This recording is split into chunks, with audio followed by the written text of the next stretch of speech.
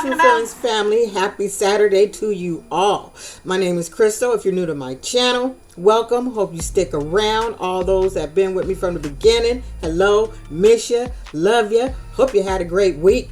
And been reading your comments. Thank you guys so much for all the love and everything that you show me. I will forever be humble. So you know I don't do long intros, so let's just get into this video. Shanda is the first one in history to tell WETV, F off. I don't want to even pretend like I like this motherfucker because of that blue suit. She wasn't willing to even get pages pretending she liked his ass. That shit was funny as hell. But after I got out of prison and Tyrese came in that blue suit, it just wasn't something I was expecting.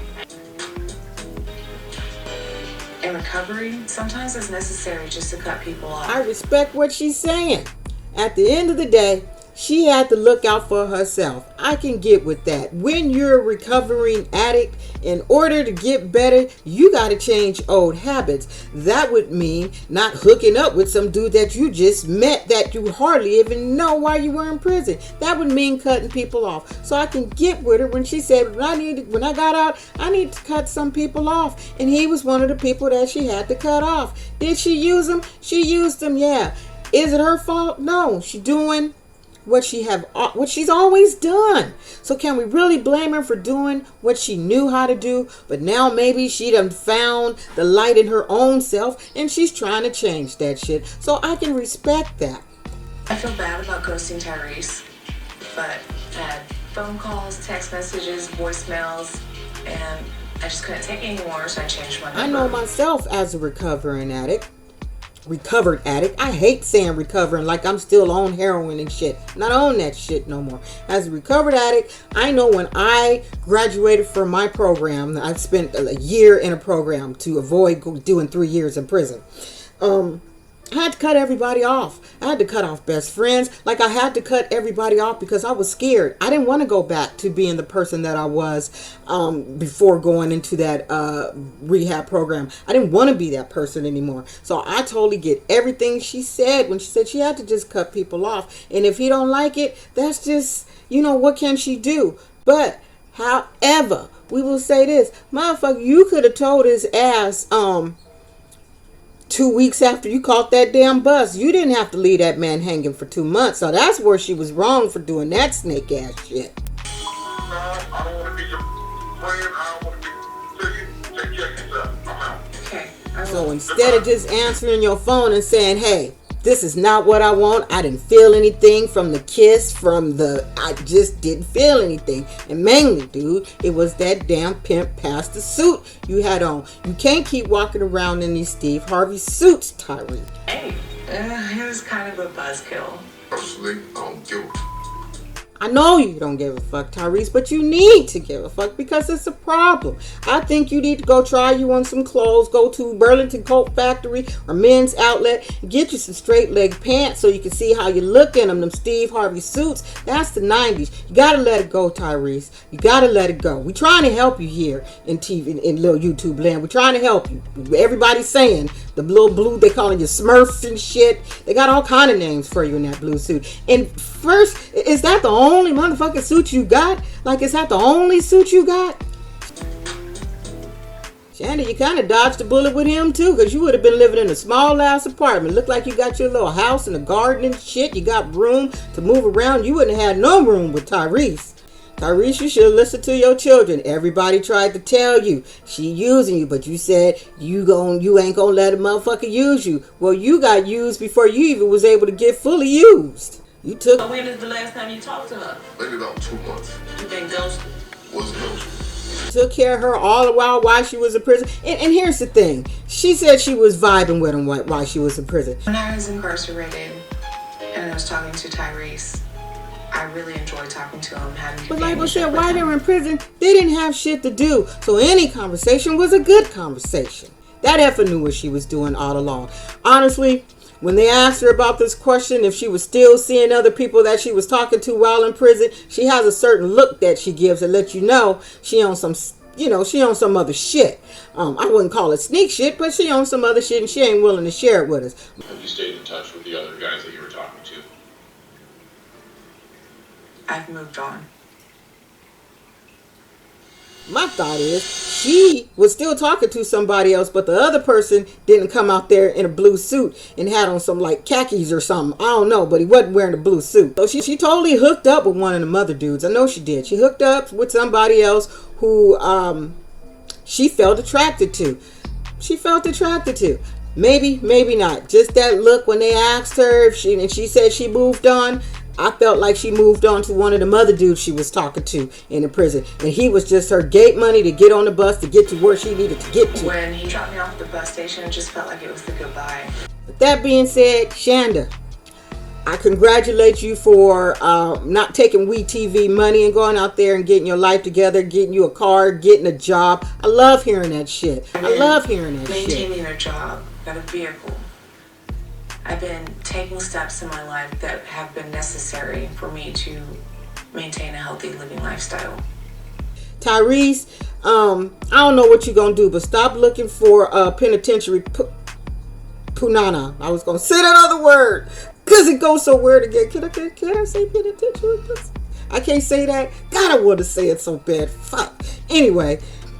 Let's get to the next people. Shit, before I say something I shouldn't say. Look, I did good so far with the F words. I think I used it maybe once. I don't know. I'll figure it out when I start editing this shit. Because sometimes, y'all, I be cussing and I don't even know. Dylan and Heather, they didn't really, you know what?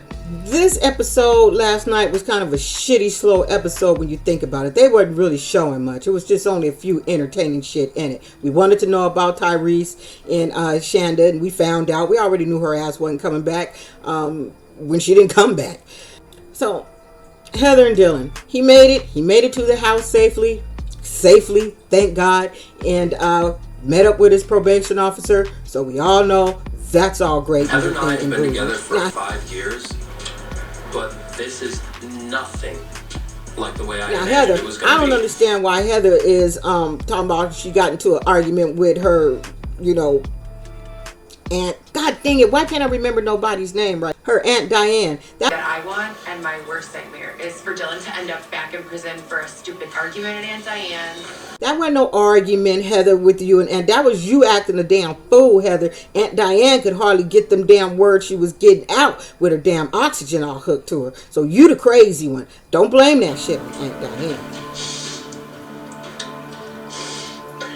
Now, you see how Heather acted when he was ready to take her, he offered to help take the bags, and she was so mad that he was sitting there just thanking Aunt Diane and talking to the Aunt Diane. I can't believe this crazy turlip heifer, I don't even know what that means, is mad because he's talking to this 90-year-old lady with a fucking oxygen tank. Am I right? No, sorry. Here, I got the paper. No, I got it. Come on. Okay. That shit don't make any sense at all. That bitch is crazy. I know I shouldn't use the B word, but she is. She crazy as hell, y'all. We know she crazy. Dylan, don't go to sleep. Don't go to sleep.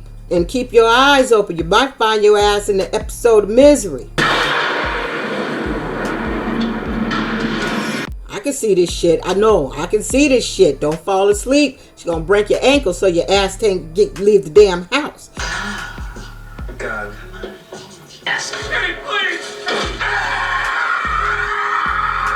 Just gonna be sitting there, laying there, waiting to get some help from your PO. You need to call your PO. And let's talk about that. Speaking of POs, and we're gonna do Lindsay separate. Now, Lindsay called her PO and said, hey, I don't want to be here anymore. Now, that's a fucking option. There's the word. That's an option. That was an option from the very beginning. So if he was so scared at this point, when I saw my PO, I would have said, look, you go check out that crazy heifer right now. I could tell you she on something and I'm scared. Can you just take me somewhere to a hotel, somewhere? I can't be here with her. He had every opportunity to get the hell away from that crazy bitch from that crazy broad when he was talking to his PO. I would have asked for help and left. I'm like, I can't stay here. Please help me. Please help me. And why didn't she turn on some music? How you just gonna go in there and have all this hoochie coochie sex and moaning and shit and you right by the kitchen? Why? You can't turn on the TV, some music, radio, turn something up or something? That's gotta be one happy household. Aunt Diane didn't give a shit. She getting her rocks off. She's loving every minute of it. She's having fantasies. She might go in there and get a few little toys of her own. She probably got some. There'll be no problem, baby. Yeah.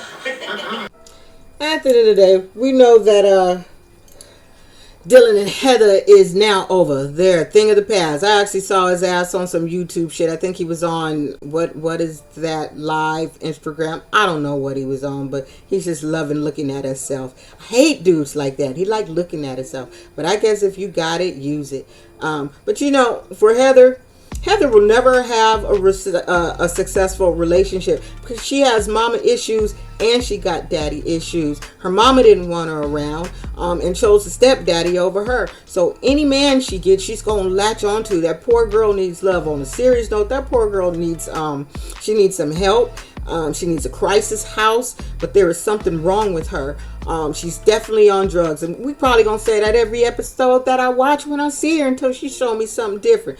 But some of that is that girl really need love, and she wants to latch on to Dylan, and it's not going to work out. So I'm curious. I'd like to know how she's doing after the breakup, because I feel like I don't hear much from her. Have you guys? Because I don't look up shit like that, but unless it just pops up on my feed or something. But anyway, yeah, that girl needs some real serious help. But she got that itch out. I hope she got that itch out. Because she acting like a cat in heat, y'all. A cat in heat.